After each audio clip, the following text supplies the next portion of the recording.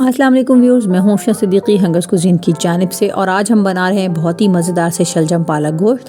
तो चलिए इसको तैयार करते हैं। जी व्यूअर्स, यहाँ पर आपको पालक नज़र आ रही है मेरे पास, कितनी फ़्रेश माशाल्लाह ज़बरदस्त सी पालक है। इसको मैंने अपने घर में ही रूफ़ टॉप पर छत पर अपने पालक उगाई हुई है, वहाँ से मैंने इसे तैयार किया है। मेरा दूसरे चैनल के ऊपर इसकी तफसीलात मौजूद हैं, आप ज़रूर से मेरे दूसरे चैनल को भी सब्सक्राइब कीजिए जिसका नाम है हंगर कुज़ीन गार्डनिंग। आप देख सकते हैं कितनी फ़्रेश प्यारी सी पालक है माशाल्लाह, और ये सेकेंड टाइम हार्वेस्ट की है। इससे पहले भी मैं इसे हार्वेस्ट कर चुकी हूँ और आप देख सकते हैं कि ये बहुत ज़बरदस्त फ्रेश भी लग रही है माशाल्लाह। और साथ साथ ये कि ये बहुत ज़्यादा हेल्दी है आपके लिए, क्योंकि इसके अंदर मैंने किसी किस्म की कोई भी केमिकल वगैरह यूज़ नहीं किए हैं। बिल्कुल आसानी के साथ हमने बीज उगाए हैं। आप भी अपने घर पे ज़रूर किचन गार्डनिंग कीजिए और मेरे चैनल हंगर कुज़ीन गार्डनिंग को, जो मेरा दूसरा चैनल है, उसको भी ज़रूर सब्सक्राइब कर लीजिए। व्यूअर्स, यहाँ पर हम शलजम पालक गोश्त बना रहे हैं, तो इसलिए हमें इसमें यहाँ पे शलजम के पत्ते भी डालने हैं। तो मैंने पत्ते भी उगा रखे थे, शलजम उगा रखे थे, तो उसमें से मैंने ये जो छोटे छोटे पत्ते हैं ये ले लिए हैं। आप देख सकते हैं कितने फ्रेश पत्ते हैं इसके अंदर। अगर आपको इसके बेनिफिट्स पता चल जाएँ तो आप हैरान रह जाएँ। इसमें इतनी ज़बरदस्त आपके लिए अल्लाह ताला ने ज़बरदस्त किस्म की ग़िज़ाइयत रखी है, तो इसलिए हमें शलजम के पत्ते भी ज़रूर खाने चाहिए। तो ये देख सकते हैं आप कितने फ़्रेश और ज़बरदस्त सी लीव्स हैं इसकी शलजम की। पत्ते जो हैं इसको भी मैं इसमें बारीक से काट के शामिल कर रही हूँ। व्यूअर्स, लाहौर में यहाँ पर हमें लाल शलजम जो हैं वो पत्तों वाले नहीं मिलते, कराची में तो बहुत आसानी से अवेलेबल होते हैं। तो इसीलिए मैंने इसका ये हल निकाला कि मैंने शलजम के पत्ते इस तरह से काटने शुरू कर दिए उगाकर, और इस तरह से हमें इसका टेस्ट भी फुल मिल जाएगा। व्यूअर्स, इसको पकाने का तरीका बहुत ही आसान है, इसको बहुत ही आसानी से पकाया जा सकता है। अभी मैंने चूल्हा नहीं जलाया। देगची के अंदर हम जो हमारी कटी हुई पालक है और शलजम के पत्ते हैं जो कि मैंने अच्छे से धो लिए हुए हैं, उसको हम डाल देंगे। तकरीबन आधी मकदार हमने इसमें डाल दी है। इसके बाद हम इसके अंदर गोश्त डालेंगे।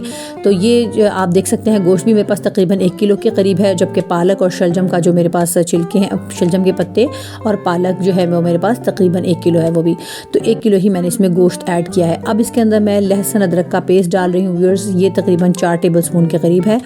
बहुत ही सिंपल सी रेसिपी है, जब भी पकाने का मूड हो तो ये बहुत आसानी से बन जाती है, क्योंकि तमाम मसाले इसमें वही हैं जो घर में अवेलेबल होते हैं। मिर्च यहाँ पर मैं इसमें पिसी हुई डालूंगी 2 टीस्पून, नमक 1 टीस्पून, सफ़ेद जीरा जो है वो भी 1 टीस्पून, पिसा हुआ गरम मसाला भी 1 टीस्पून और हल्दी भी 1 टीस्पून। ये कितने सिंपल से मसाले हैं जो आपके किचन में ऑल द टाइम अवेलेबल रहते हैं। तो ये सारे सादा से मसाले हम इसमें डाल देंगे। हमें मसाले भून कर इसे नहीं पकाना है, इसको पकाने का यही तरीका है। इससे इसका एक ज़बरदस्त सा जायका आता है। इसे हम मसाले भून कर नहीं पकाएंगे, इसे हम ऐसे ही चढ़ाएंगे। अब यहाँ पर आपको नज़र आ रहे हैं शलजम, जो कि मैंने आधा किलो लिए हैं, मार्केट से मंगवाए हैं, क्योंकि हमारे यहाँ जो शलजम अभी उगाए हुए हैं हमने ऊपर, वो अभी उनका साइज़ बहुत छोटा था, हम उन्हें नहीं हार्वेस्ट कर सकते थे।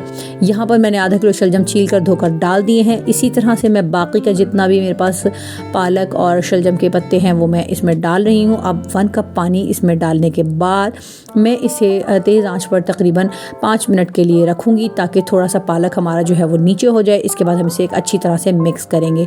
तो व्यूअर्स, मिक्स करने के बाद हम इसे गलने के लिए, पकने के लिए रख देंगे। व्यूअर्स, ये देख सकते हैं आप, आँच अभी मेरी तेज़ है और मेरा जो है ये आप सब मिक्सचर अच्छे से आप देख सकते हैं कि इसका थोड़ा नीचे बैठ गया है हमारा पालक। तो अब हम इसे अच्छे से मिक्स कर देंगे और हल्की आंच पर गलने के लिए हम यहाँ पर इसे रख देंगे तकरीबन 25 से 30 मिनट के लिए। तो व्यूअर्स, उसके बाद मैं आपको दिखाती हूँ जब ये 25 से 30 मिनट गुजर जाएंगे तो इसकी क्या हमें इसके साथ मज़ीद क्या करना है। फिर यहाँ पर आप देख सकते हैं आधा घंटा गुजर चुका है और हमारा कितना ज़बरदस्त सा जो है सालन बन चुका है, तकरीबन शलजम पालक गोश्त। लेकिन अब हम इसमें से जो है चिकन वो निकाल देंगे। चिकन को यहाँ हमें बाहर निकाल देना है। चिकन अच्छे से गल चुका है, लेकिन इससे पहले कि इसे भूनने के दौरान ये टूट जाए, इसको हमें अलग कर देना चाहिए। मैं आपको दिखाती चलूँ कि देखिए माशाल्लाह हमारे जो शलजम थे वो भी कितने अच्छे से गल चुके हैं। ये देखिए कितने अच्छे से गल चुके हैं। जब हम भूनेंगे तो ये बिल्कुल और अच्छे से गल के घुल जाएंगे। यहाँ पर हमें ब्लेंडर वगैरह के ज़रिए इन चीज़ों को बिल्कुल बारीक नहीं पीसना, ये इसी तरह से रहेंगी। ये सब गल चुका है अच्छे से, बस हमें गोश्त को अलग कर देना है ताकि गोश्त जो है वो भूनने के दौरान टूट ना जाए, क्योंकि हमें इसका पानी खुश्क करना है। पानी खुश्क करने और भूनने के लिए हमें इसके अंदर ऑयल या घी डालने की ज़रूरत पेश आएगी। अब यहाँ पर आपकी मर्ज़ी है कि आप इसमें देसी घी डाल लीजिए या सादा घी डाल लीजिए या कुकिंग ऑयल ऐड कर लीजिए। तो यहाँ पर व्यूअर्स मैं आधा कप इसके अंदर कुकिंग ऑयल ऐड कर रही हूँ। तो अगर आप हेल्थ कॉन्शियस हैं तो और कम ऑयल खाना चाहते हैं तो यहाँ आप चाहें तो बहुत ही कम ऑयल के साथ भी इसे तैयार कर सकते हैं। और अगर आप ज़्यादा शौकीन हैं ऑयल के तरतराते खाने वाले तो आप 1 कप भी डाल सकते हैं। मैंने यहाँ पर हाफ़ कप ऑयल के साथ इसे अच्छे से भून लेना है। यहाँ पर आपको नज़र आ रहा है कि पानी हमारा जो है काफ़ी हद तक कम हो गया है, बहुत कम हो गया पानी। अब हम इसके अंदर जो हमने चिकन निकाल के बाहर रख लिया था वो वापस डाल देंगे और इसके साथ हम कुछ और मसाला जात ऐड करेंगे ताकि उनका एरोमा भी गोश्त के साथ और इस पालक और शलजम के पत्तों के साथ अच्छे से घुल मिल जाए।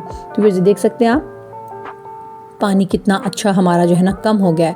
तो अब हम यहाँ पर चिकन को इसके अंदर डाल देंगे ताकि चिकन के अंदर जितना भी एक्स्ट्रा मॉइस्चर है वो इसके साथ ही खुश्क हो जाए और चिकन हमारा अच्छे से भुन भी जाए, क्योंकि आपको पता ही है कि हमने इसे भून कर नहीं चढ़ाया, तो इसे हम एक दफ़ा अच्छे से इस तरह से ही भूनेंगे। और इस तरह हमारा चिकन जो है पहले से हमने बाहर निकाल के रखा था तो ये एक्स्ट्रा गलेगा भी नहीं और ये टूट कर खाने को हमारे बदनुमा नहीं करेगा। फिर यहाँ पर अदरक इसमें डलेगा, तकरीबन 2 बड़े टेबल स्पून के करीब मैंने भर के अदरक डाला है कटा हुआ। इसमें अदरक ज़रा ज़्यादा डलता है और ये बहुत ही ज़बरदस्त जायका भी देता है। हरी मिर्चें भी आपकी मर्ज़ी पर हैं, 6 से 8 हरी मिर्चें डाल दीजिए या 4 से 5, जैसा भी आप मुनासिब समझें। मिर्चें आपकी मर्ज़ी के मुताबिक होनी चाहिए। हरा धनिया भी मैं यहाँ पर जो इसमें ऐड कर रही हूँ ये भी हमने अपने किचन गार्डन में ऊपर छत पे ही हार्वेस्ट किया है। कितना माशाल्लाह प्यारा लग रहा है, खुशबूदार बहुत ज़्यादा है। तो ये छोटा छोटा सा प्यारा सा हरा धनिया भी मैंने अपने हंगर्स कुजीन गार्डनिंग के आप चैनल पे देख सकते हैं, मैंने अपने घर पे ही इसको हार्वेस्ट किया है माशाल्लाह। तो ये एक ज़बरदस्त सी एक डिश बन के यहाँ तैयार हो रही है जिसके अंदर हमने अपने घर पे ही चीज़ें हार्वेस्ट की हुई हैं। आप चाहें तो मार्केट से ले आइए, लेकिन मैं आपको रेकमेंड करूँगी कि अपने घर पे भी आप ज़रूर किचन गार्डनिंग कीजिए, थोड़ा बहुत कुछ ना कुछ आप ज़रूर अपने घर पे उगाइए। तो व्यूअर्स इसको हम थोड़ा सा भून लेंगे और जब हमारा ये ऑयल छोड़ देगा, ये देखिए आपको नज़र आ रहा है कि अब ये हल्की हल्की आंच पर हम इसे भून रहे हैं और ये इसने अपना ऑयल भी छोड़ दिया है। तो अब हम इसको आपको सर्व करके दिखाएंगे। लेकिन व्यूअर्स एक चीज़ का आपने बहुत ध्यान रखना है बहुत ज़्यादा, कि इसे हमने बहुत ज़्यादा ड्राई नहीं करना है। इसके अंदर जितना हल्का सा आपको मॉइस्चर नज़र आ रहा है वो रहना चाहिए और ज़्यादा भी नहीं होना चाहिए कि उसका पानी अलग हो जाए। आप देख सकते हैं कि ये यकजा है, इसका पानी अलग नहीं है लेकिन इसने तेल छोड़ दिया है। अब हम यहाँ पर अपना चूल्हा बंद कर देंगे और इसको मज़ीद अगर गार्निशिंग करनी है आपने तो वो कीजिए और इसके बाद आप इसे सर्व कर सकते हैं। कितनी सिंपल सी और आसान सी डिश है और इंतहाई हेल्दी है। शलजम आपकी सेहत के लिए इतने बेहतरीन है कि आपको मैं इसके फ़ायदे गिनवाने पर आऊँ तो इस पर पूरी एक अलग वीडियो बन सकती है। फिर यहाँ पर हमारा मज़ेदार सा आप देख रहे हैं कि खाना बनकर तैयार हो चुका है। शलजम पालक गोश्त मज़ेदार सा, आप चाहें तो रोटी के साथ खाइए या चावल बॉयल करके उसके साथ खा लीजिए और ये मसनून तरीके से इसे तनावुल फरमाइए। मुझे यकीन है कि मेरी ये रेसिपी आपको बहुत पसंद आई होगी। अगर आपको मेरी रेसिपी अच्छी लगी हो तो मेरी वीडियोस को लाइक कीजिए, शेयर कीजिए, मेरे चैनल को सब्सक्राइब कीजिए। दुआ में याद रखिएगा, इंशाल्लाह जल्दी किसी नई रेसिपी के साथ आपसे मुलाकात होगी। तब तक के लिए मुझे इजाज़त दीजिए। अल्लाह हाफ़िज़।